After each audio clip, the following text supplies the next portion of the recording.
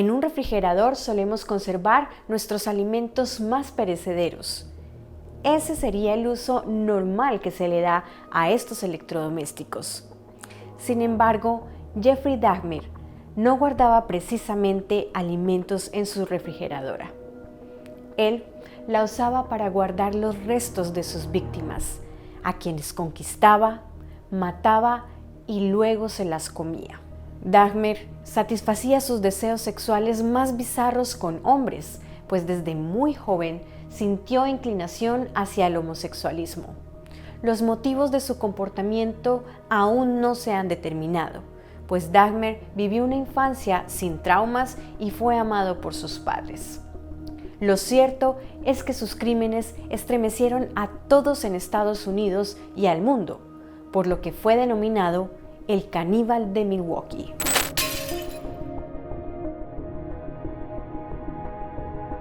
Doing what I did was my way of feeling in complete control, at least for that situation. This is how you act when you are out of control. I don't want to ever see my mother have to go through this again. Never, Jeffrey! Jeffrey! I hate you, motherfucker! I hate you! This is out of control! Don't fuck with me, Jeffrey! I'll kill you! God damn it! Look at me, motherfucker! It never completely goes away. I'll probably have to live with it for the rest of my life. Jeffrey Dahmer nació en 1960 en Milwaukee, en el estado de Wisconsin, en Estados Unidos. Sus padres, Lionel y Joyce, fueron unos padres amorosos que siempre intentaron darle una infancia feliz a Jeffrey y a su hermano David. Según sus padres, Jeffrey nunca mostró comportamientos inusuales. Jeff was raised with all the love and care and concern that any child could be raised with, and what happened to him, I don't know. I wish I knew. Sin embargo, en su adolescencia, Jeff empezó a mostrar un cambio. Ya no era el niño alegre y extrovertido. Por el contrario, se veía tímido, apartado y poco sociable. En esta etapa de adolescencia, sus padres también empezaron a notar un gusto de Jeffrey por los animales y explorarlos por dentro. Jeffrey buscaba animales para abrirlos y ver cómo eran por dentro. Incluso recogía animales muertos en la carretera para poder hacer sus análisis. Sus padres veían un poco extraño este comportamiento, pero pensaban que solo se trataba de un niño curioso. Lo que nunca sospecharon es que estas actitudes estaban encendiendo las alarmas y que se estaba despertando un verdadero monstruo. I see an innocent, shy child, a defenseless, vulnerable child who I wish I could help now. Jeffrey Dahmer no solo sentía curiosidad de ver estos animales por dentro, sus cambios hormonales y desarrollo adolescente le empezaron a hacer sentir una tendencia hacia el homosexualismo. Él empezó a fantasear con hombres y a sentir unas ansias extremas de poder dominarlos. Sin embargo, él era considerado raro en su escuela y esto no lo hacía popular como él quería. Salir del closet también era un dilema, ya que en la época y en su familia la homosexualidad era todo un tabú. I really didn't know that much about it myself. All I knew was that it was something that was to be kept hush-hush, not talked about, not even thought about. So I just kept it all within me and never talked about sexual issues at all, really. If you believe the inspired word of God, which I do, that is sin. It's repugnant to God. Jeffrey era sin duda un homosexual reprimido. Él empezó a crear un pequeño mundo en su cabeza y su imaginación la alimentaba con alcohol. Dahmer se sumergió en el alcoholismo desde muy pequeño. Incluso sus compañeros de clase decían que llevaba licor a escondidas y empezaba a beber desde muy temprano. El divorcio de sus padres no fue una experiencia buena para Jeffrey. Su madre se fue de la casa junto a su hermano David y su padre viajaba mucho por su trabajo. Jeffrey estaba solo en casa y sí podía darle rienda suelta a su imaginación. Ideas cada vez más perversas se cruzaban por su mente. I think it was around age 14 or 15. Started having obsessive thoughts of violence intermingled with sex. And it just got worse and worse. I didn't know how to tell anyone about it, so I didn't. I just kept it all inside. La obsesión de Dahmer por diseccionar animales y verlos por dentro se empezó a hacer cada vez más grande. Pronto, Dahmer estaría listo para atrapar una carnada más grande, una que lo hiciera sentir en absoluto control frente a otro ser humano. Una de sus fantasías sexuales era recoger a un hombre en la carretera para luego llevarlo a su casa, emborracharlo o drogarlo para debilitarlo y poder cumplir sus fantasías más oscuras. Stephen Hicks estuvo en su camino, por desgracia. Era junio del año 78 y Dahmer se había acabado de graduar de la secundaria. Camino para su casa ocurrió lo que siempre había soñado. Stephen Hicks, un joven de 18 años, lo detuvo para pedirle un aventón. Dahmer, sin dudarlo, lo recogió y luego lo llevó a su casa. Allí conversaron, bebieron y cuando Hicks ya se sentía borracho, quiso irse, pero Dahmer no quiso dejarlo. Lo golpeó con una barra, luego lo estranguló y lo descuartizó. Sus restos los esparció en el patio de su casa. La familia de Hicks no supo nada de su hijo, a quien reportaron como desaparecido. Después de 13 años, Jeffrey Dahmer confesó que Hicks había sido su primera víctima. Después de su primera víctima, Dahmer esperó casi 10 años para atacar de nuevo. Durante este tiempo, Dahmer estudió en la universidad por poco tiempo, luego sirvió en el ejército de Estados Unidos, pero sus problemas con el alcohol continuaron aumentando. Incluso fue arrestado varias veces por conducta desordenada e inapropiada. Pero ¿por qué Dahmer esperó casi una década para cometer el resto de sus crímenes? Peter Bonsky, experto en asesinos en serie, asegura que el primer asesinato es espontáneo, nunca planeado. Incluso puede haber sentimientos de arrepentimiento.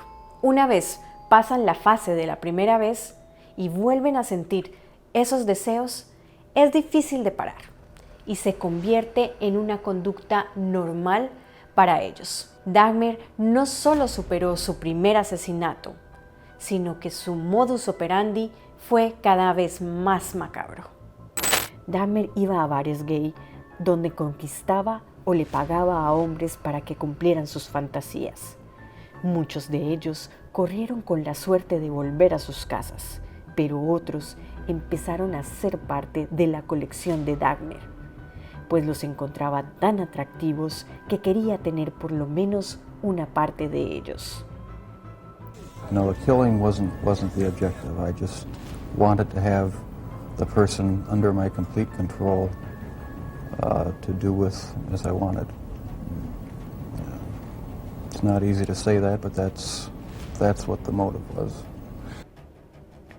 Aunque Jeffrey Dahmer decía no disfrutar el momento de asesinar, disfrutaba ver a los hombres inmóviles, sin poder resistirse ante él. Era allí cuando decidía desmembrarlos y conservar sus huesos, sus cráneos y a veces hasta sus partes íntimas, las cuales metía en frascos y ponía en el refrigerador. Ver los cuerpos desmembrados lo excitaba y se autocomplacía mirándolos y tomándoles fotos. Su segunda víctima fue Steven Tuomi en el año 87. Dahmer declaró que no recuerda cómo lo asesinó porque estaba borracho, pero recuerda que lo desmembró en un cuarto de hotel y que luego lo llevó a la casa de su abuela y botó sus restos en la basura. Los restos de Tuomi nunca fueron encontrados y Dahmer no recibió sentencia por este asesinato.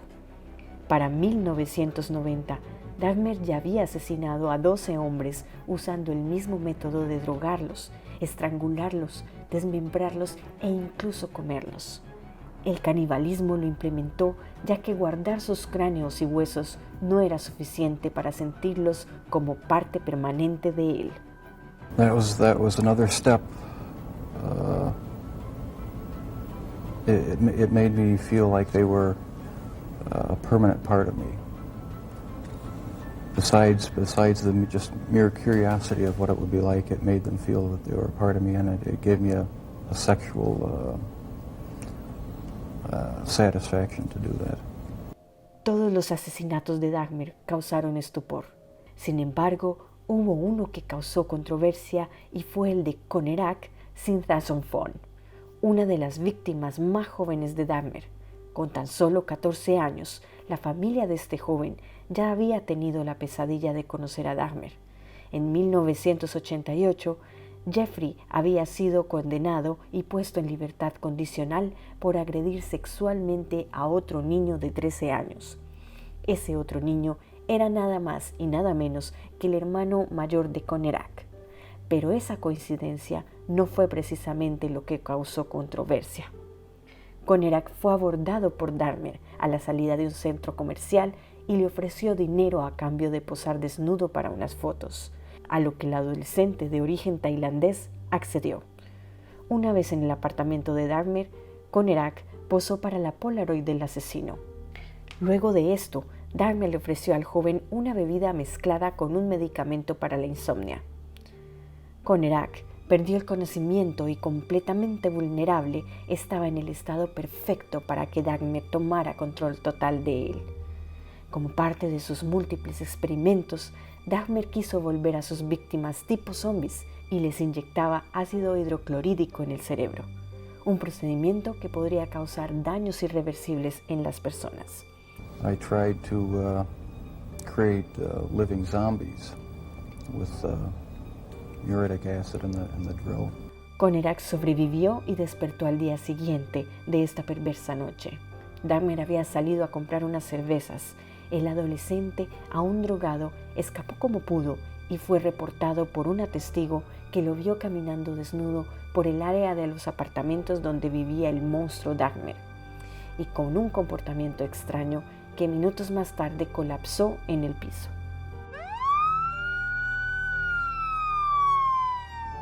Milwaukee Emergency Operator 71. Okay, hi. I'm on 25th and State, and this is young man. He is butt naked. He has been beaten up. He is very bruised up. He can't stand. He's study fall out. He is butt naked. He has no clothes on. He was really hurt. Mientras la policía intentaba averiguar lo ocurrido, Dahmer apareció en la escena de una manera calmada y descarada. Dahmer tenía un poder de convicción muy fuerte y logró manipular a los policías diciéndoles que Conerak era un amigo suyo que le gustaba beber mucho. Aunque la policía interrogó a Conerak, los efectos de la droga no le permitieron expresarse bien.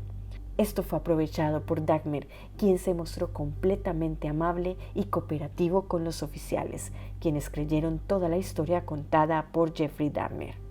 Los oficiales incluso subieron al apartamento de Dahmer, donde revisaron sin detalle la sala del apartamento y encontraron fotos de Conerak desnudo. Por su físico, no aparentaba los 20 años que Jeffrey le había dicho a los policías. Sin embargo, los oficiales vieron el asunto como un caso de pareja homosexual consentida y se marcharon dejando al indefenso Conerak de nuevo en manos del monstruo. Si los policías hubieran hecho una revisión más detallada, hubieran encontrado el cadáver de otra de sus víctimas que estaba aún en su habitación.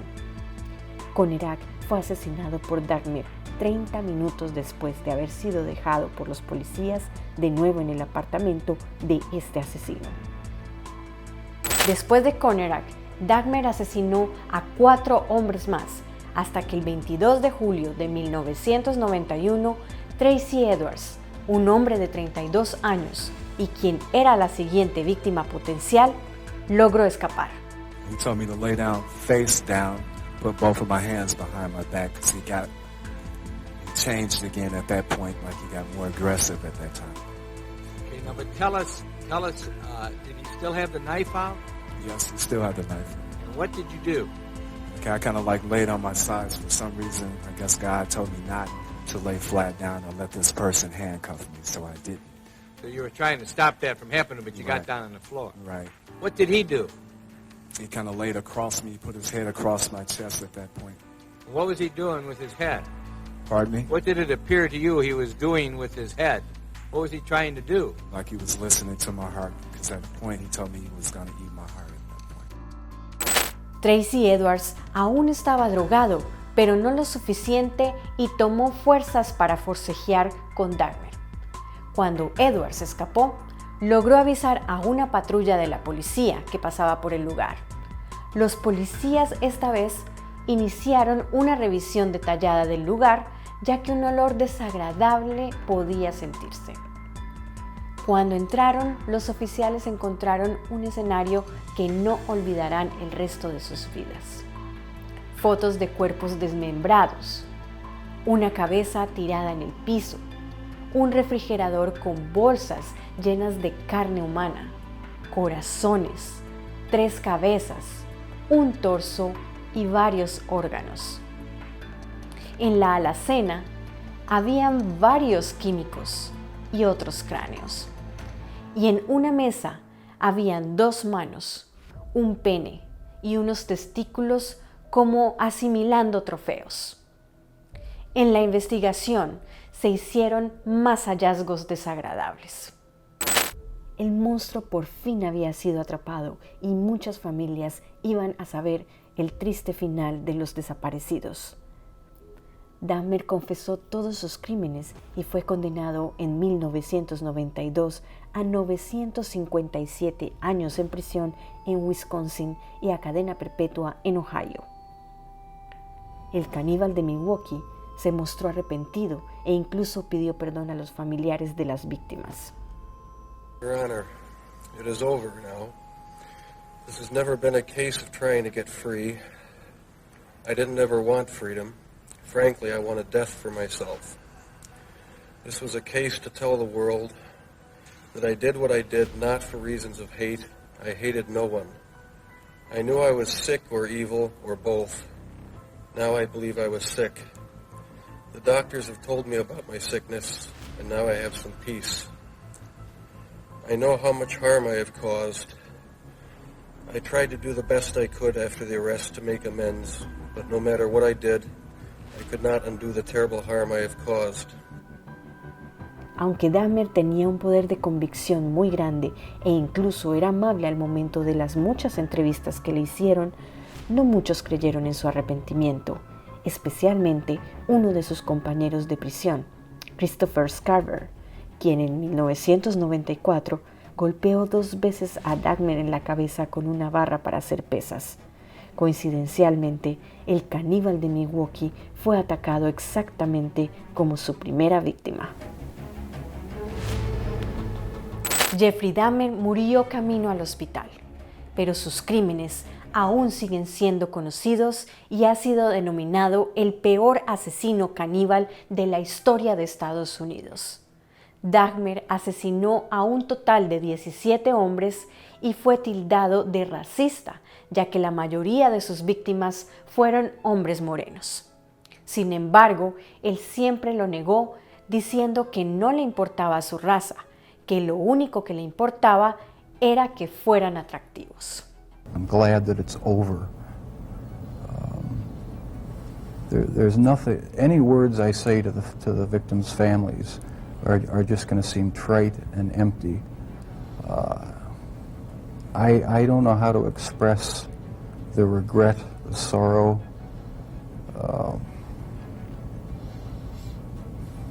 that I feel for what I've done for their sons. I can't find the right words. A pesar de que siempre dijo estar arrepentido en varias entrevistas, también dijo que aún sentía esos mismos deseos y que era una obsesión que nunca se iba a ir y con la que tenía que vivir para siempre.